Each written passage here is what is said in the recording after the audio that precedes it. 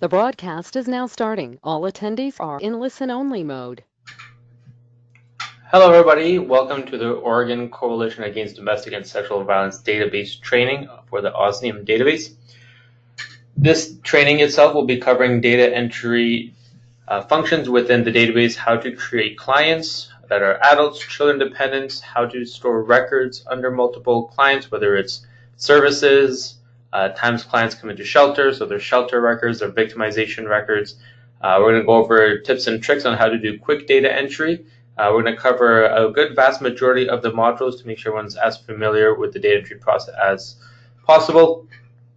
So we'll go ahead and get started right away. What we're looking at right now is when you log into the database, you'll see a list on the left-hand side here. This is my pool of clients that I currently have in my database. So I have a couple adult records, I have a few children dependent records, and then I have my user records below. As I click on any of the records on the left-hand side, there's a preview pane to the right side, which just shows me a snippet of information. As I click on that client record, services, maybe that they're in shelter or not, I have those records visible as a quick preview pane to the right. Okay. So that's what we're looking at initially.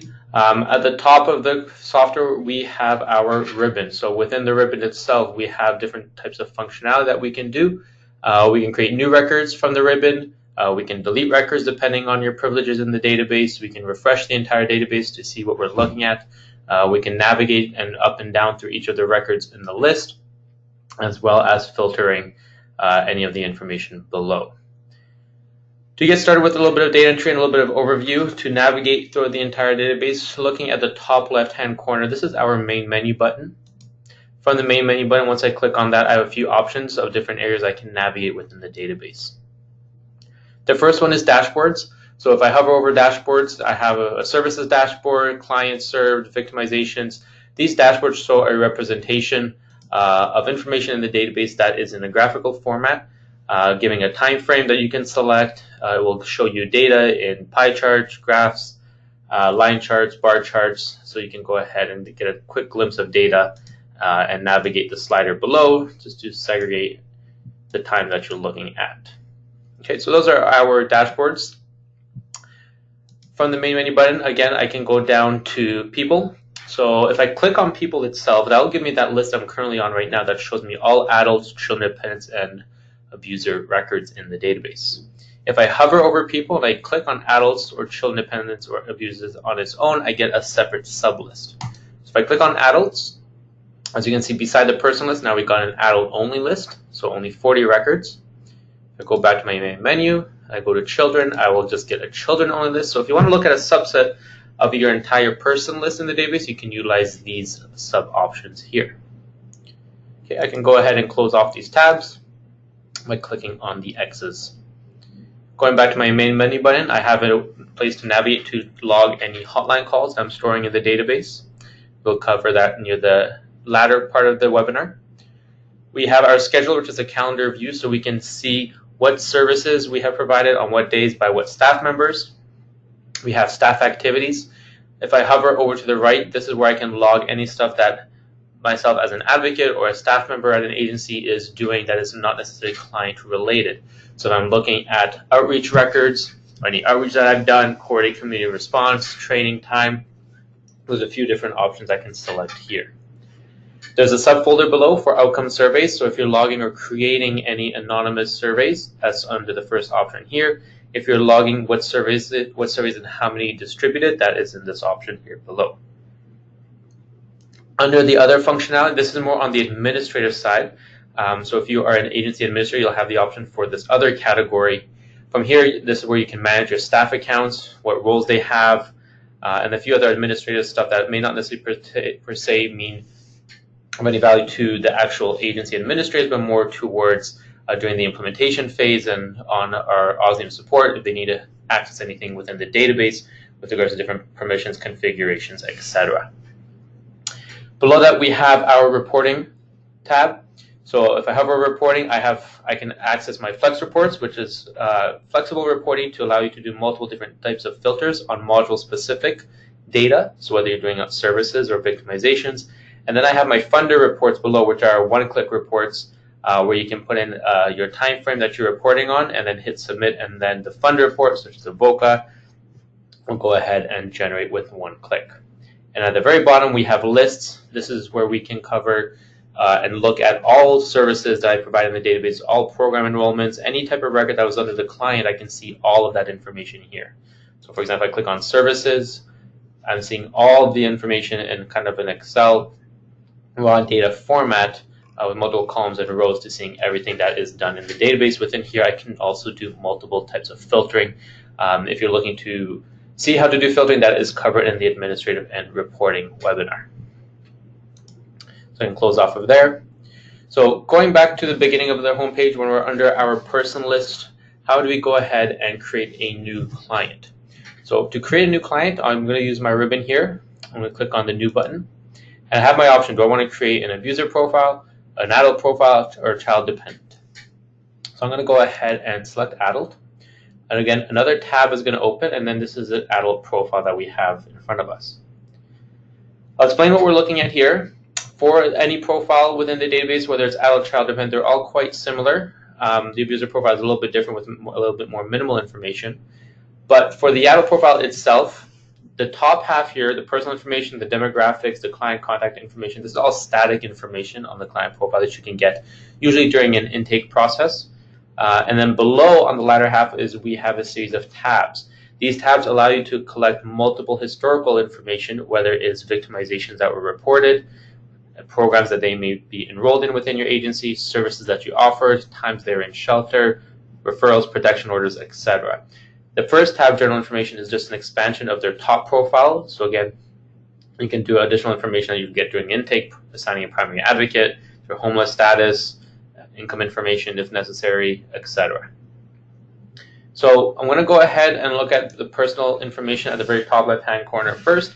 We're going to go over different types of data elements that you have within the database, ranging from date fields to free text fields to check all that applies to single drop-downs, and show you how to quickly navigate through the data elements and how to do quick data entry once we get later on through the training. So the first thing that I have is a intake date. So if I click on the drop-down, I can go ahead and open up my calendar view here, and I can select a particular date. So I can go ahead and select a time frame here. If I want to change my date, I can go click on the drop down, and I can go up a level and then go back a month.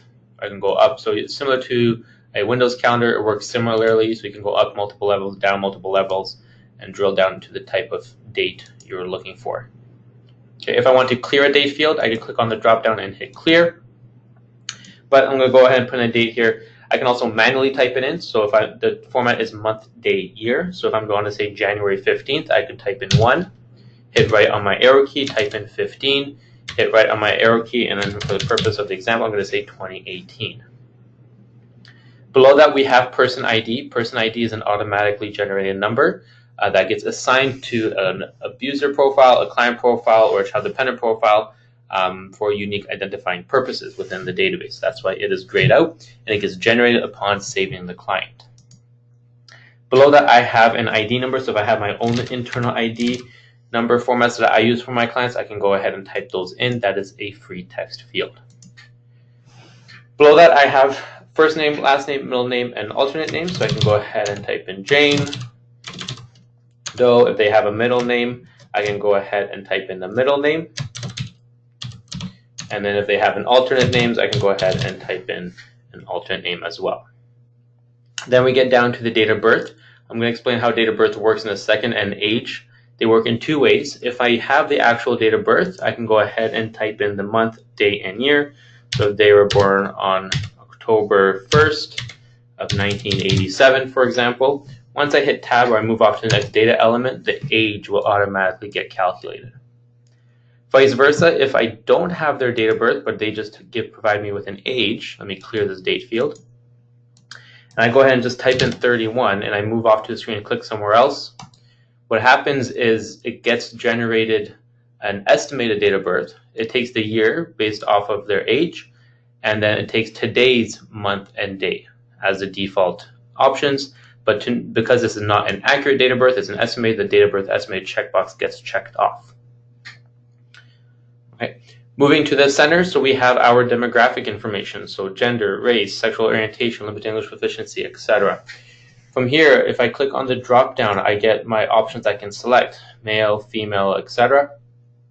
So I can select my option here, and then I can go ahead and select primary race and ethnicity. If I select American Indian Alaska Native, for this one specifically, a pop-up box comes up below for a drop down for tribe, so I can go ahead and select a tribe.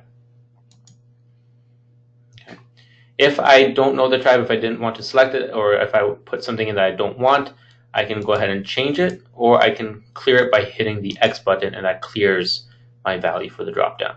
Okay, so I'll go ahead and select an option here. I have an option for sexual orientation, limited English proficiency, primary language, etc. So right now I'm using my mouse to click on the option and then select a specific value that I'm looking for. Okay, if I clear all these values, I could also utilize my keyboard or my keypad, just in short, to do my quick and easy data entry without having to use my mouse for everything. So right now gender is highlighted. You can see that, if you can see, there's a little bit of a darker box around the actual data element I'm on. So for some keyboard shortcuts, if I want to open up my options, I can hit the space bar.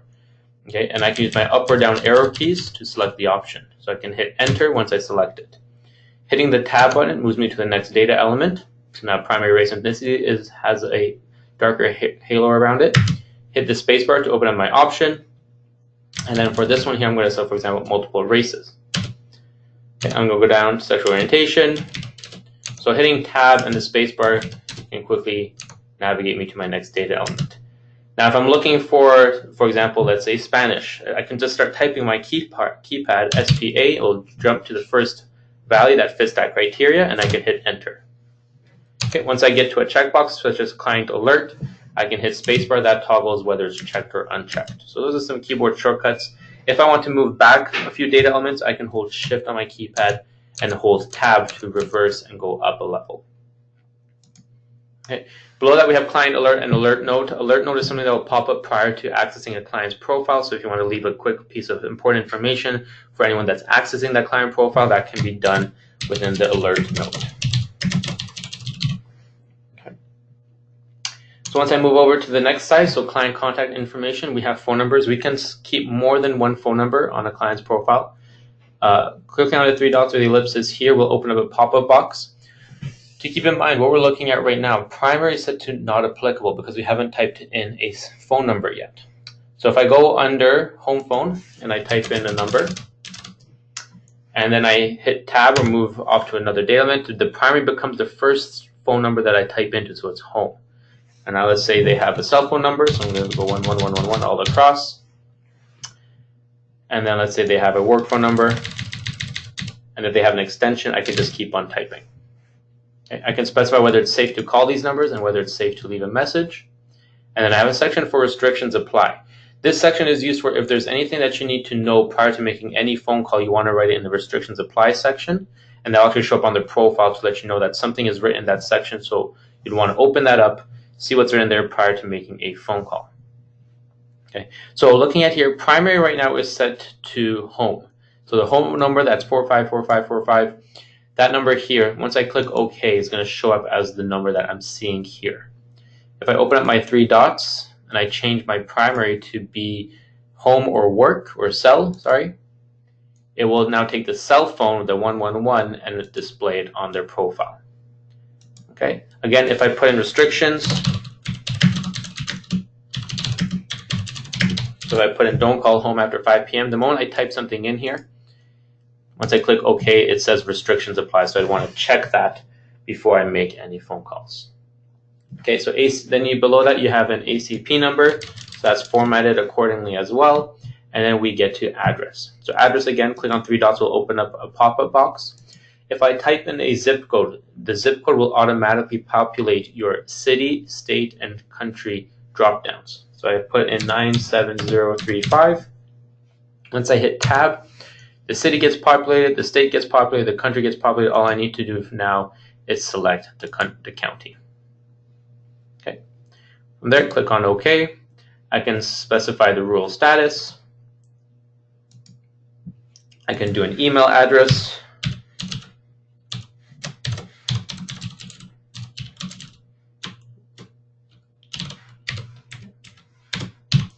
jdo@example.com. Any restrictions I can put in below. Emergency contact name, phone numbers, and address work exactly similarly for the same way. So once I'm doing all my data entry, I'm going to go ahead and I hit save. So I'm actually going to get a pop-up box. I haven't finished putting in all of the required information. So one of the options is, well, I did select multiple races and ethnicity as my primary race option. That put in a validation error saying because I selected that, I have to select 2 more races below in the other races category. And then the following other options are still required. So I'll go ahead and click on close here. The X's show up beside those required fields. So if you notice, any field that has a red halo around it is actually a required field, or it has some validation behind that field. So I get down to primary advocate. If I open this up, this is showing me all staff accounts that you're going to have in your agency database. So this will be your user accounts. So I can go ahead and select a primary advocate here. I can select homeless status, military status, immigrant asylum seeker, etc., incarcerated, probation. These are all other fields, not required, but if you want to collect this information, individual income, their income range, you're more than welcome to put that in. Okay, from here, save again. I still have to fill in that multiple races. So I'm going to move over next through my data entry. I have special classifications. So this is a check all that applies. So you notice if I clicked on that add button, I got a pop-up box. And how a check all that apply works, if I hold down with the control key, I can do a multi-select. So I selected these 4 options. And I'm going to click on OK. Now all 4 of them got appended. Now let's say I clicked one by accident. I didn't mean to put in physical disability. I can select that option, or I can select multiple within here and say these ones I highlighted, let's remove them because I didn't want to put those there. It's going to say, do you want to unlink those records? I'm going to say yes, so I can remove them from my check all that apply. To the right of that, there's our other races and ethnicities category. So if I, again, check all that apply, click on the add button, we'll do a pop-up box.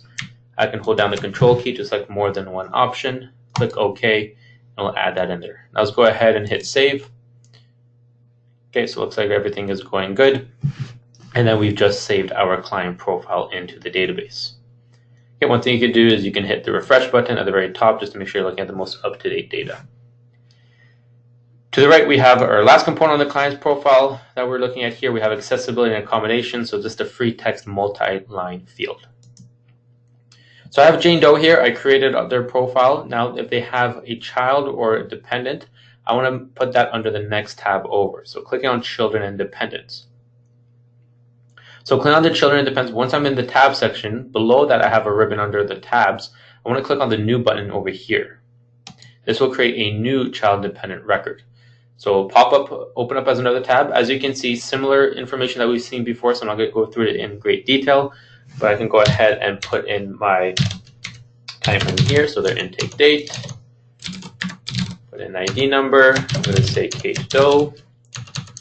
Okay, I'm going to say they are 8 years old. Okay, so just putting in some arbitrary information here, filling out the required fields.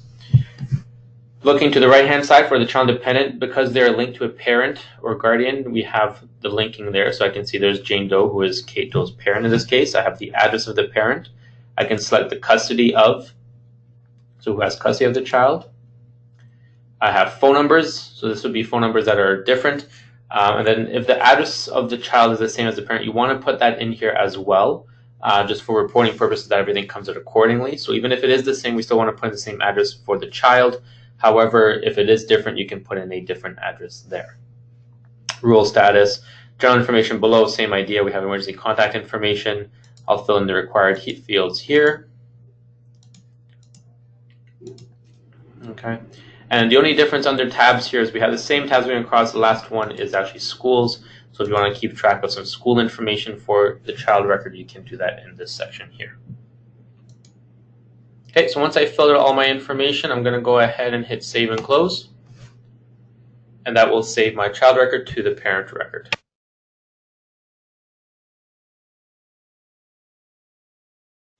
Now that I'm back at Jane Doe. And then so I have her entire profile filled out. I have the general information filled out. I have the children dependents. This is what I mean by if you hit refresh. If I click refresh, you'll notice now that I have a record of the child dependent. I'll just refresh my screen, I'll add a little 1. So each tab, the number of records it has underneath it will give you a numerical value as a quick reference point.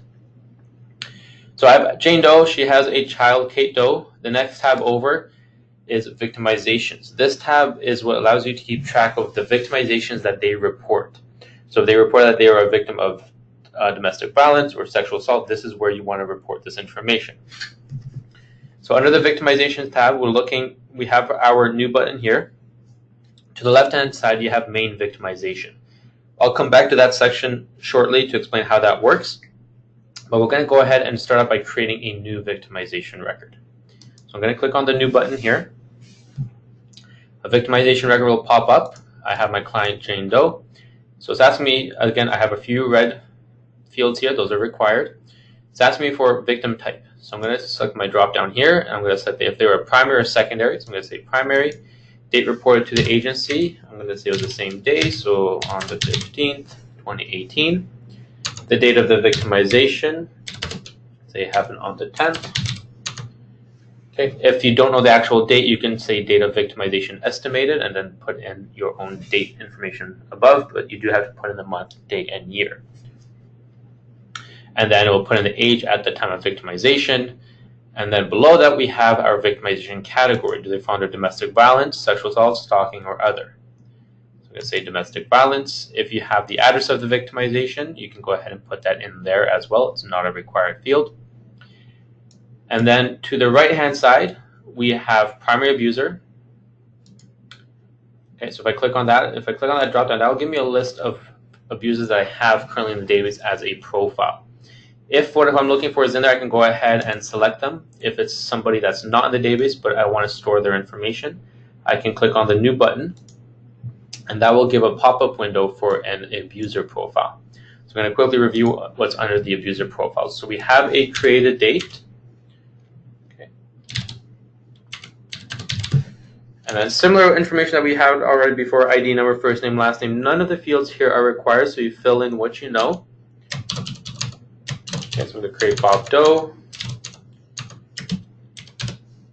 Okay, and then filling all the information that you have, you can put in. The only difference to the right-hand side, we have physical description, so you can put in a height, a weight, hair color, hair length. Okay, so there's a few options there that you can go ahead and put in. Distinguishing marks, and then to the right-hand side, you can actually upload an image. So if you have an image available, you can right-click and say load, and then that'll open up your File Explorer window, and you can load in an image. At the bottom, we have a few tabs. So the first one is related to victimization. The moment I save Bob Doe here, he will be assigned or linked to Jane Doe's profile through the victimization record. And then anytime you open up an abuser, you can see under related victimizations, all victimization that that abuser has been part of. Okay, so that's what the related victimizations component is. There's some general information for them below as well. So military status, civil criminal status, special classification, races, and notes, and file attachments at the end. So once I have all that information, I'll go ahead and hit save and close. And that's going to add him to the database and link him over here under the victimization. I can specify their relationship and then the assault location. Weapons used is a free text multi-field, and I have general notes below. Now, if they were a victim of domestic violence, but other victimizations were present during that same incident, under victimization types, I can click on the add button, and this will open up a more substantial list of different types of victimizations you can log under this record. Primarily, these are taken from VOCA's list of victimizations, but you can go ahead and do a multi-select here, holding down the control key to select all that apply. Once I have all of that, click on OK. That will add that to the list, and then I can go ahead and hit save and close. Once I save that victimization record, as you can see, it shows up in the list here. Because it's the first one I created, it actually becomes this client's main victimization. So looking to the right, as you can see, main victimization is domestic violence. The fields below just for reference, so if I hit save, again, it will just refresh, saving the entire client profile, and then just refresh the screen. You'll see all of the information here below as a snippet. So they're a victim of domestic violence. If the child was also part of that victimization and they were a secondary victim, you'd want to go under the children's profile, open up the child, go under their profile, and create a victimization that they were a secondary. Okay.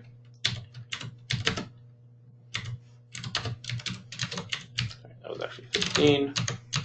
Okay, the victimization category, and then fill in the information below. Okay, so that way you know that they are a secondary victim. Okay, so once I save that, I will save it to the client child's profile, hit save and close. I'm going to go back to Jane Doe, and looking at the victimization, there it is.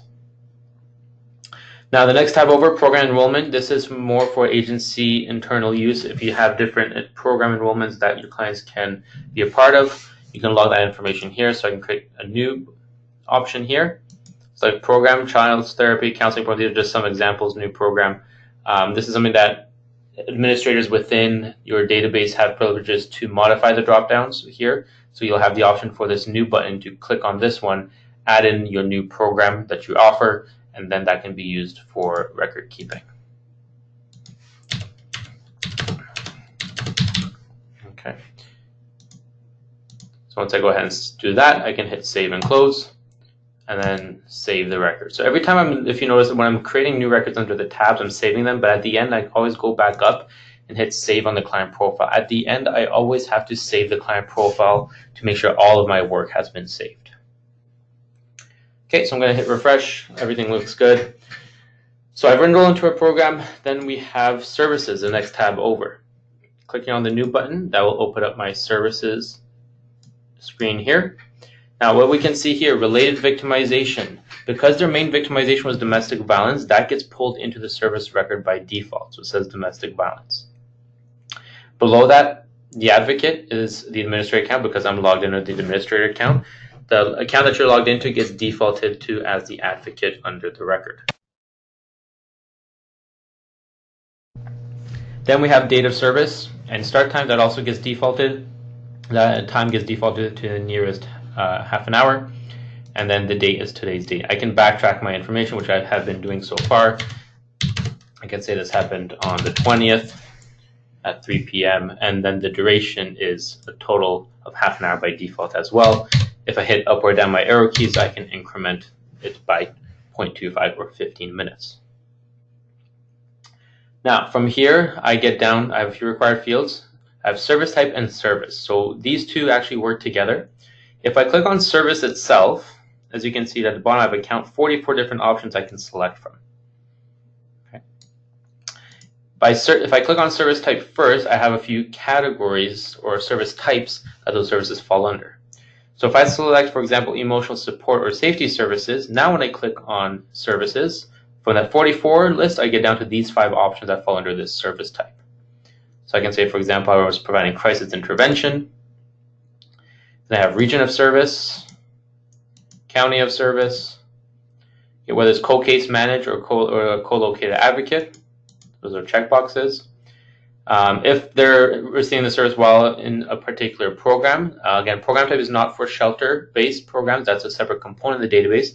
But whether they have a counseling program, legal program, a therapy program, you can put that there to create a little bit of a linking there, so you can see that.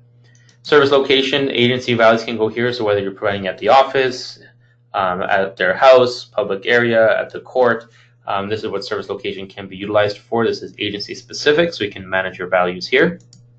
And then method of contact is how did you provide that service? Was it through face-to-face, phone, email, text, etc.? Okay, so once I have all my information filled out, I can go ahead and hit save. Now, to put in my narrative regarding the service, I want to do that on the right-hand side here where it says individual notes. This is where I would put my notes about the service that I provided. Okay. Group notes below, this is in a different component where this shows up. There's a particular part in the database under the scheduler where you can create group services. So if you're providing a group session, instead of having to go into 10 different clients and put in the same information, you can go into the scheduler, create one service that will be your group service, saying that you did, for example, group therapy, group counseling, and then add in your 10 clients and then put in the notes for the entire group. That will show up in the bottom section here below when you open it under a particular individual. So I have the group notes that are generic for everybody, and then if you want to add in individual notes for them that were part of that group, you can put that in the individual notes section. We'll show that at near the end of the training. Okay, but for now, all your information here, and you want to do it to the right-hand side under individual notes. Okay, I can go ahead and hit save and close, or if I'm doing another service, I can hit save and new. So that will actually keep me on the same screen, and then I can put in my next service. So if I'm maybe doing some data entry, let's say this happened on the 21st now of 2018. I can change the time. Maybe it was at 1 p.m. It was only half an hour. I did information referral, and I provided them information referral to other victim service programs.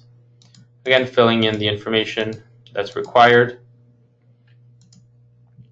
And then I can go ahead and hit save. Okay, so once I'm here, if I'm doing another information referral, all the information stays the same. Maybe I just need to change the service information. Instead of me having to recreate all this information using the save and close or save and new button, once I hit save, if you notice the copy button comes up. What copy does is it will take what we're looking at right now and copy the record. So again, keeping in mind it happened on 1/21 at 1 p.m. If I hit copy, it's going to take an exact duplicate. Okay, so that was a little blink there. And all I need to change is maybe the service. Now I gave them also information regarding parroting skills. So I don't change any information. Everything stays the same. All I change is maybe the service and maybe the time if necessary. So there's at 1:15, and I can go ahead and hit save and close. So now I have two services. There's my 1 o'clock and my 1:15 as an example that I utilized with the save and copy feature. Now I saved my services here. I still have to save the client record at the end, which is at the very top of the ribbon. Okay, so once that gets saved, everything will be saved to the database. So now I have three services, one program enrollment, one victimization, and one child dependent record. So I have services. These were, in theory, non-residential services I provided. If they're coming into shelter, so that is under the stays tab. So the next tab over is stays, and in this tab over here, when you're creating your stay or shelter record, this is where you're collecting your HUD information if you receive any HUD funding.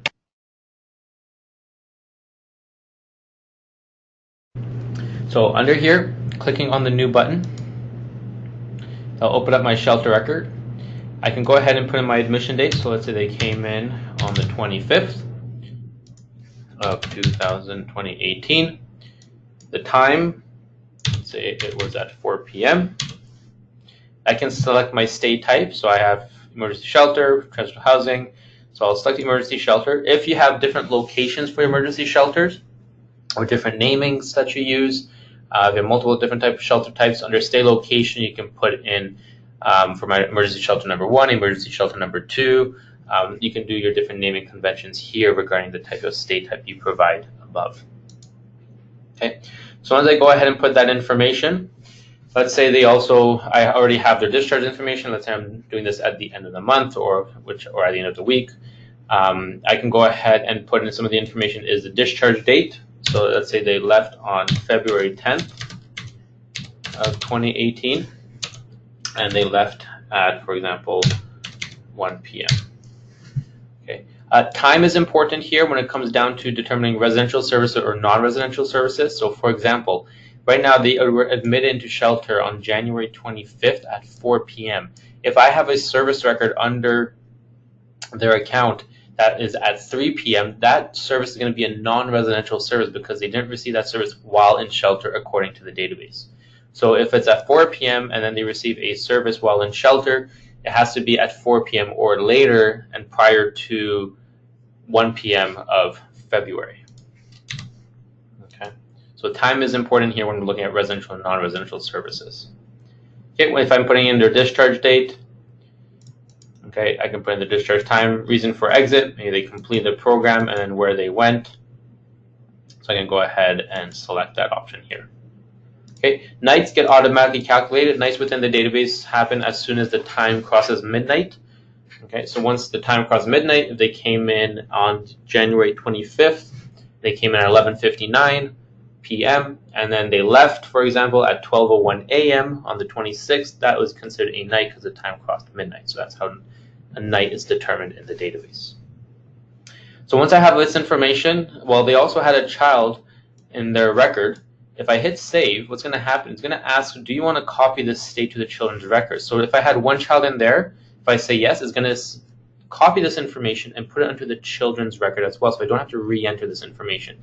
Anyone in the database who comes into shelter needs to have their own shelter record. Okay, so that's very important. So if I have 4 children under their account, I say yes, all 4 children are going to get copied over with the same information. Now let's say one of those children didn't come into shelter, that's okay. Once I copy them all over just to save on date entry, I can remove one of them from the list under associated stays. Okay, so I'm going to say yes. Okay, so there's all the information, admission date, discharge date, all that gets copied over. Now they're actually linked together as a household because of the associate stays and family members over here. So once I hit save, I have Jane Doe in shelter on January 25th, stayed till February 10th. The associate stay was Kate Doe, January 25th to February 10th, same information. Okay. Now I did this information filling in the admission date and discharge information at the same time. Okay. You don't have to necessarily do it at that point because they just might be admitted and they're still currently in shelter, so you can leave the discharge information empty. Okay, so if I do another one here, so they came in on to, let's say the next day 11 to transitional housing. Okay, and then I hit save, came with the child, so I'm going to say yes, but I'm leaving the discharge information because they're currently in transitional housing, so I can hit save and close. Okay, so they were in shelter and then they were in moved to transitional housing. Okay, and currently in there because there's no discharge date. Okay, now when it comes down to HUD records, okay, so let me go back to my emergency shelter record. Let's say I was filling out this information. For the HUD component, I have to go under here, under the HMIs and HUD entries, and click on the new button. This is where all my new, where my HUD entries are stored. So my project entry, my update, annual assessment, and exit. So when you do your admission date, on this case January 25th, if they're HUD funded, I want to do the same component of the effective date, same time frame, and I'm going to click OK, and that's going to open up my HUD record. Now this is information that is in our database. This is standardized across all agencies or programs that use our database, which makes the HUD comparable database, and then all this information is done to generate your HUD APR or CAOC or ESG CAPR reports. So from here, some of the information does get transferred over. So Jane Doe got transferred over, date of birth. If it matches what HUD is specifically asking for and the terminology, then it matches and it brings it over. Otherwise, if not, it will come up as missing. So then I will go ahead and select that option. So ethnicity, and then, for example, say data collected. Now, good trick here is because these fields and dropdowns work a little bit differently, the required fields aren't shown. So one thing you can do is hit save right at the beginning. It'll show you which required fields and then put an X beside them just so you know what you have to fill in by at minimal information. So for example, they came into emergency shelter. Okay, project location. So if you have more than one emergency shelter, this is shown in the administrative training on how to set this up. But I can see I have a default emergency shelter location. I have emergency shelter 2. So there's a few options I can select there, and whether they're HUD COC or HUD ESG.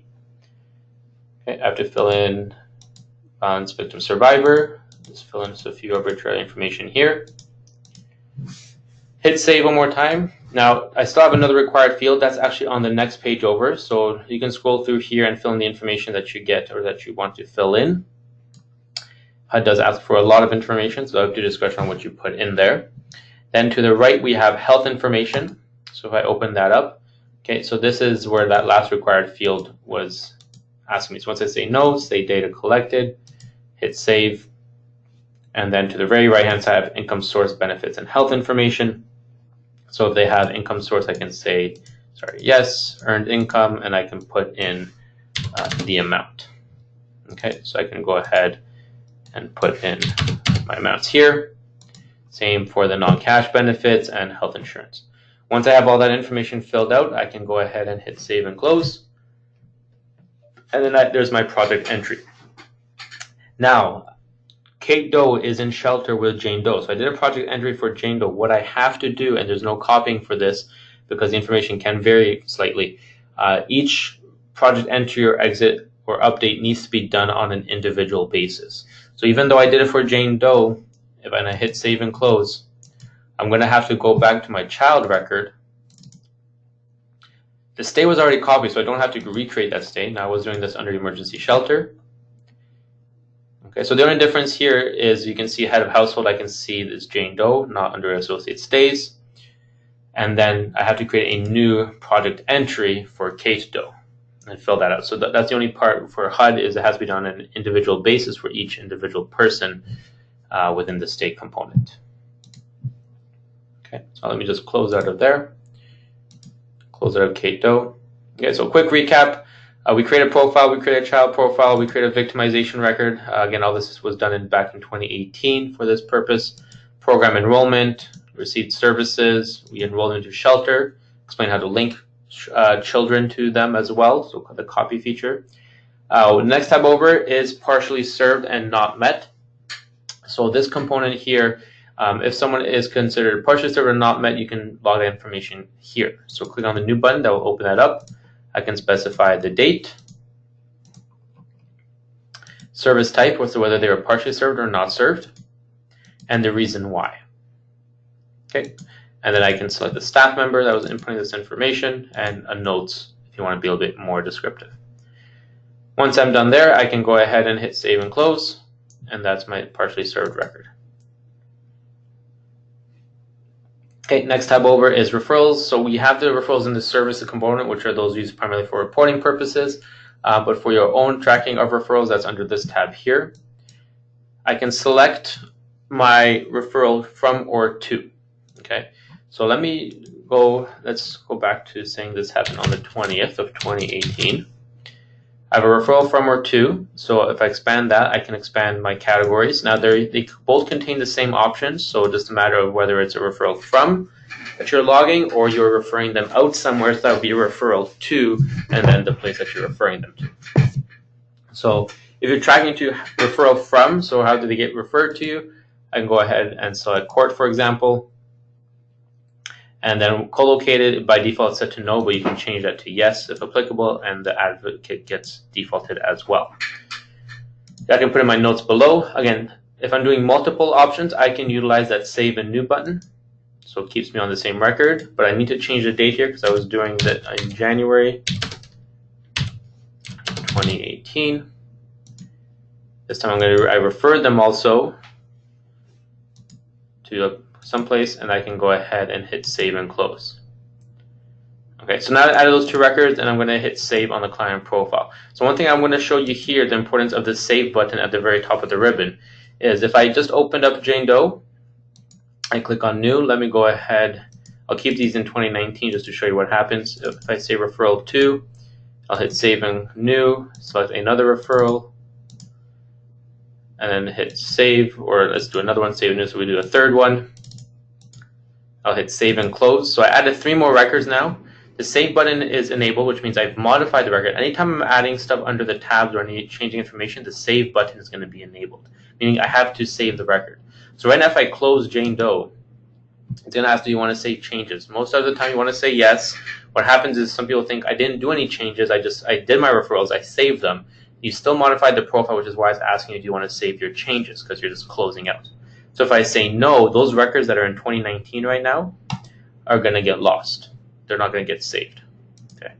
So there's Jane Doe. Double click on Jane Doe here. Please see alert note. My alert note would pop up over here. And I go back to my referrals. I'm back down to 2 referrals instead of the 5 that I was supposedly going to have.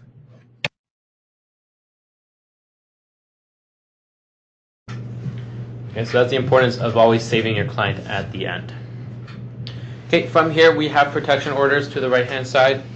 I can click on the new button, open up my new record, select my protection order type. They're prefixed by temporary orders or final order. And then you can go ahead and say the date requested, date granted, the created by, and your notes. Okay, hitting save or save and close once I'm done.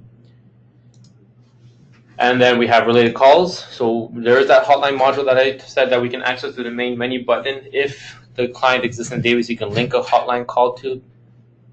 You can link a client to the hotline call, so then the call record will actually show up here below.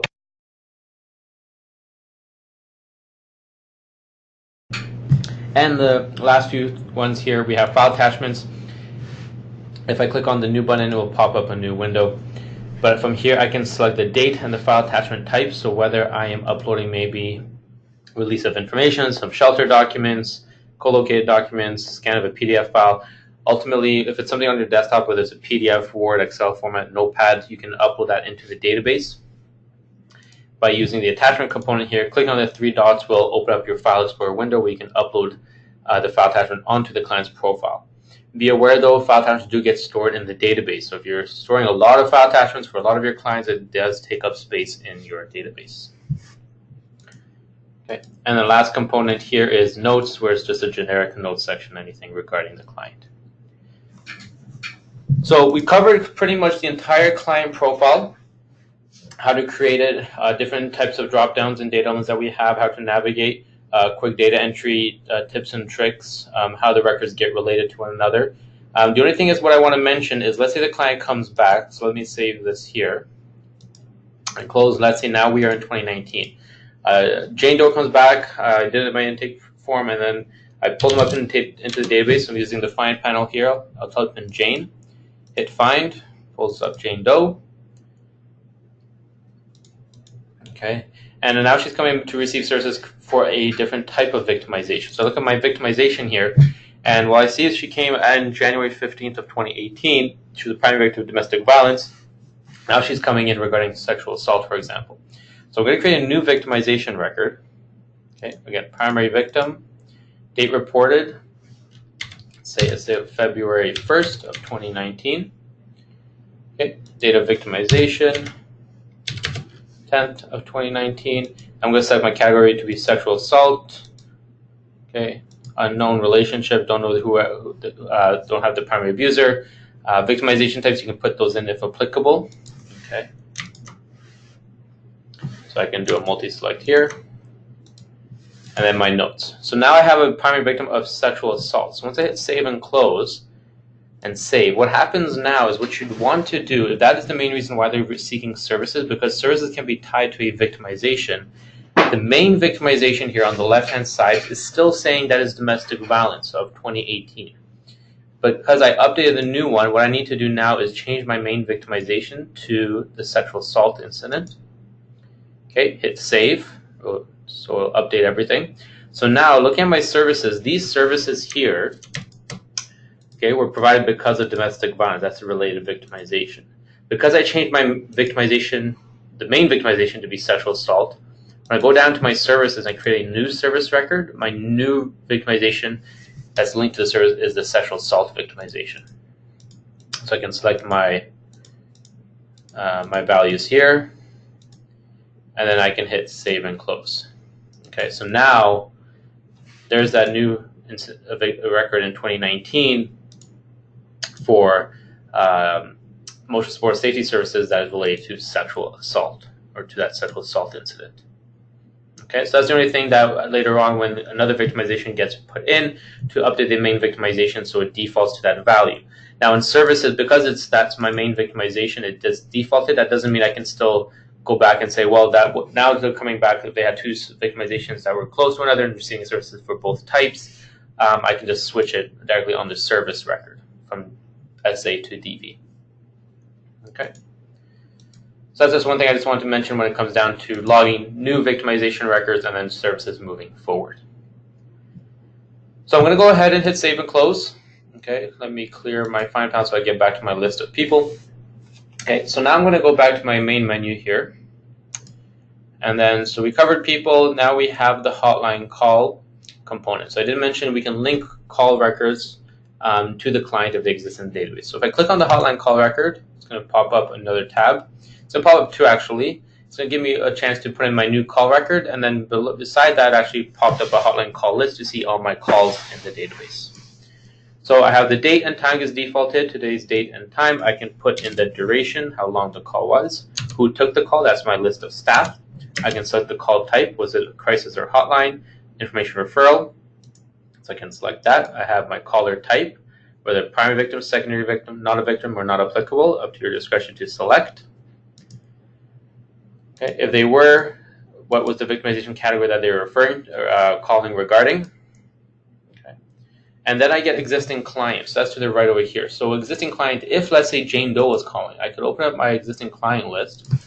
I can type in Jane, hit the binoculars here to search. There's Jane Doe, and I can link that call to Jane Doe. Okay, so now when I plug Jane Doe's call record, Jane Doe's profile, this call record will show up. Okay, I can say, for example, the result of the call. Okay, so needs were met. And then I can do hotline services, which agencies can customize as they go on. But this is a check all that apply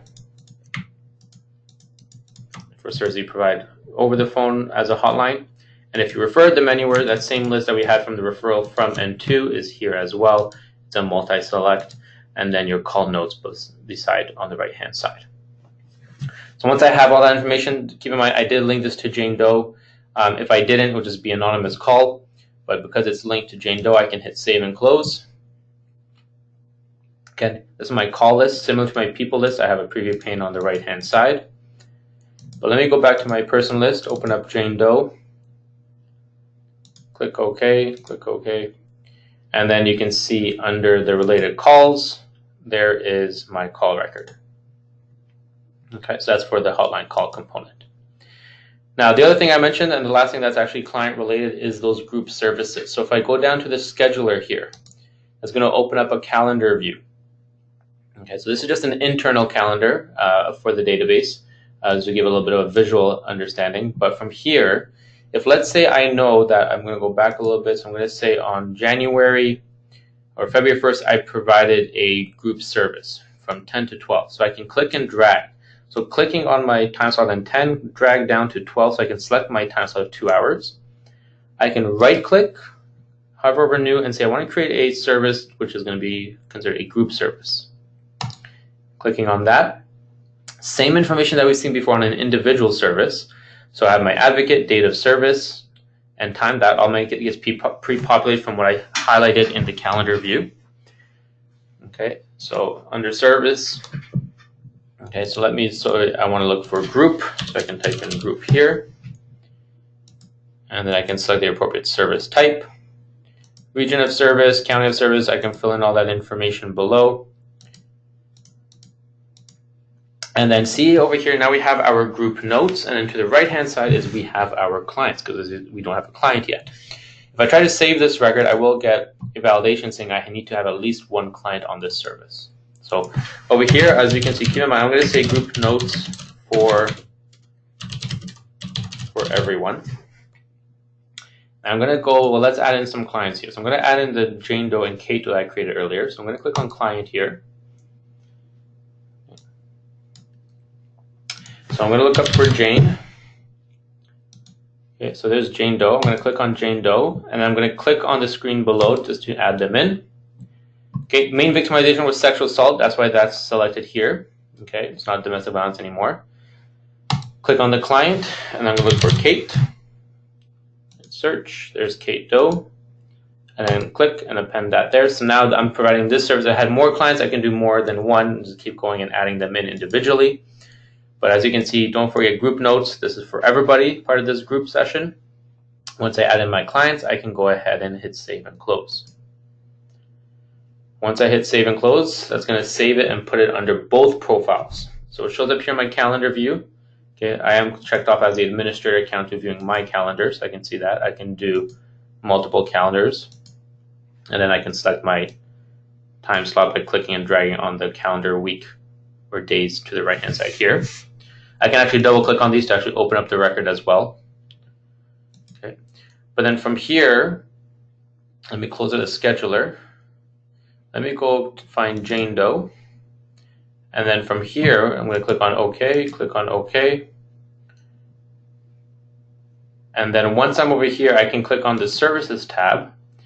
And looking back over here, let's find that group service. There it is right there on 2019, on February 1st. Open it under her profile. There's that group note I put in for everybody. And then the individual notes allows me to put in the individual notes that are just for Jane Doe regarding that group service. Okay, so that's why I wanted to show everybody to show how these two note features work. Once I'm done with all of that, I can go ahead and hit save and close. And then I can save and close my client.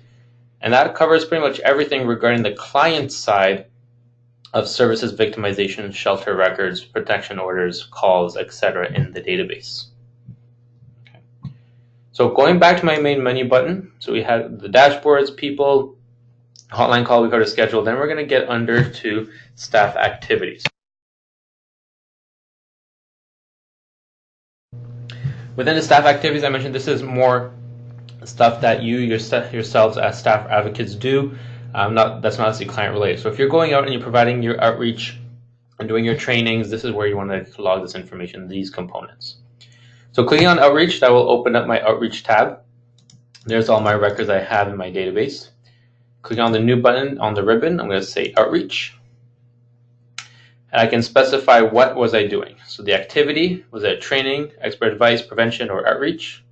So if I select outreach, I'll get a following of activity types. If I don't select it, I get different types of activities similar to how we had services. They get driven by the field above. Okay, so again, selecting outreach, I'll say community awareness. I can put in the name or title. I can put in the date, the time, and how long it was. For example, 4 hours. I can put in the actual total of participants. Let's say I had 100 participants. But if I want to get a little bit more specific on what types of participants I had, that's below under the audience types. So this component here will allow me to select an audience type under a particular category. So adults trained. Or I can go under, for example, children and youth trained. Okay, so those are my two options here. And then I can go ahead and select how many people. I can hit save and new, keeping me on the same screen. So I can select my other type and then put in a value there. If I distributed brochures or any type of material, that could still be done here under that category. So if I expand product and material and I gave out brochures, let's say I distributed 95 of those, for example, I can save and close. So that will put in all of those totals here. Okay, evals given, so this is just very high level information. So how many you gave out, how many were returned, how many of them had positive results. Okay, so then that's for that purpose there. Notes for your own narrative component. Topics will be for topics that were covered. They fall under multiple categories: community response, justice, sexual assault, or underserved populations. These are all multi-selects, so you can go ahead and do multiple selections holding down the control key. Click on OK. And then I can go ahead and put that in there. And then I'm also required to put in a staff. So if I had one staff or multiple staff that were facilitating this outreach or part of it, I can do a multi-select here and click OK. Now at the end, if this was a co-located, I can check that off at the very top. If you're doing different types of trainings, and it's the first session of a cycle of trainings, we want to check that off to notify that this is the first one so we can get that unduplicated count later when it comes down to reporting. So that's all that over here under the outreach component. So these modules aren't too data heavy, the ones that we're going to fall into next with regards to the staff activities. So let me close out of here. Main menu, going to staff activities, coordinate community response. Create a new record. What type of meeting was it? Okay, your meeting date, time, your notes, and then your staff attending. So pretty simple information here on the staff activity modules.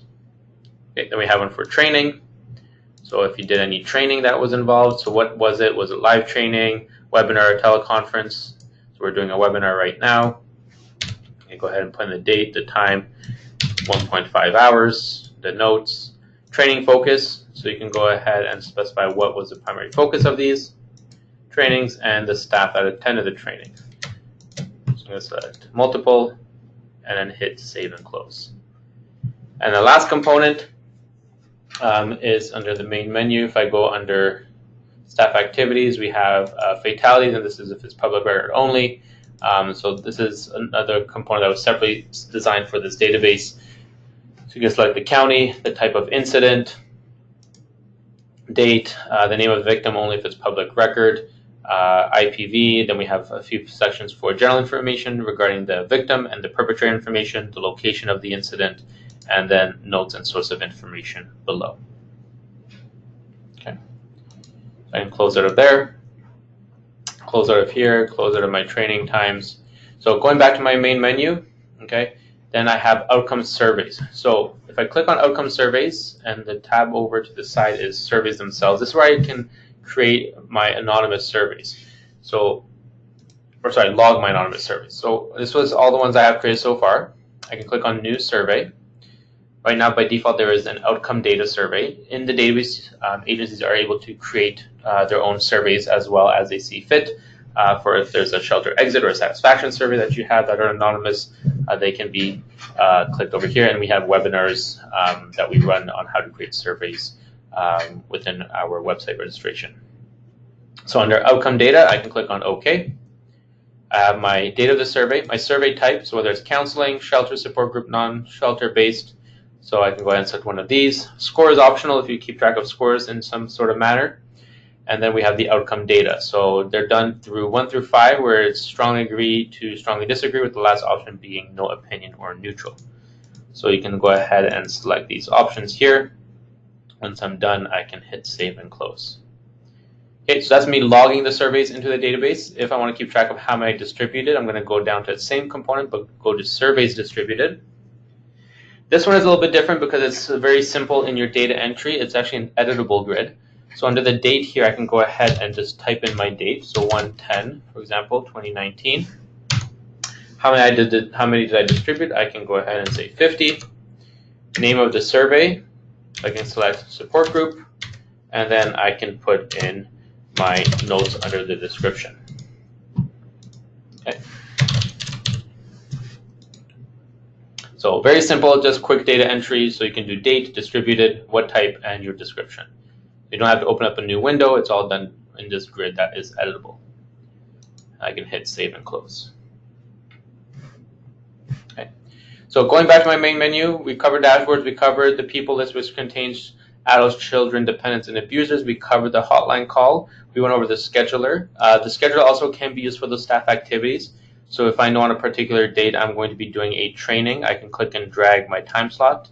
Right click, go to new, and then say training time. So that way the date, the time, and the duration gets pre-populated. Because I did it under my account, I get put in. I could do other staff also and add on to that. But I can go ahead and say this was a live training, and then hit save and close. Okay, so this is a little bit quicker data entry. You want to use it through the scheduler to click and drag your time slot. Okay, that's covered in the administrative and report training webinar to go over what these functions do and how to create your staff accounts. And then we have reporting, which is covered in our administrative and reporting webinar. And then lists, which are your raw datas, that is also covered in the admin and reporting webinar. So that pretty much covers everything within the data administrative training. There's a lot of different functionalities. The learning curve isn't too high. Once you start utilizing the database, it does get pretty simple when you're doing your data entry, especially when you start utilizing those keyboard shortcuts. At the top, I did say we have that ribbon. If I actually go under view, depending on the theme of the database, you can actually change on what you want to see and feel and look. So right now we have our default theme. But if I scroll down through here, I have different themes. So if it's, for example, Valentine's Day, you can click on the heart theme. You get different types of visual effects depending on what you select and how you feel. So if it's really sunny outside, you're feeling joyful, you have a sunny theme, flowers for springtime. So different types of themes that you can go in and select. And you can play around and customize on what the look and feel of the database is. Okay, these themes are on a per user account basis. So if I change my theme to be the sunny theme, it doesn't mean that everyone is going to log in and have a sunny theme. It is on a per user basis. Okay. Other than that, that covers everything through the data entry training. Thank you everybody for your time for the data entry training webinar. Other than that, if you have any questions, please feel free to call our support at support@osnium.com or email them, and they'll be able to assist with any data entry or questions that you may have. Thank you everybody for your time, and have a wonderful day.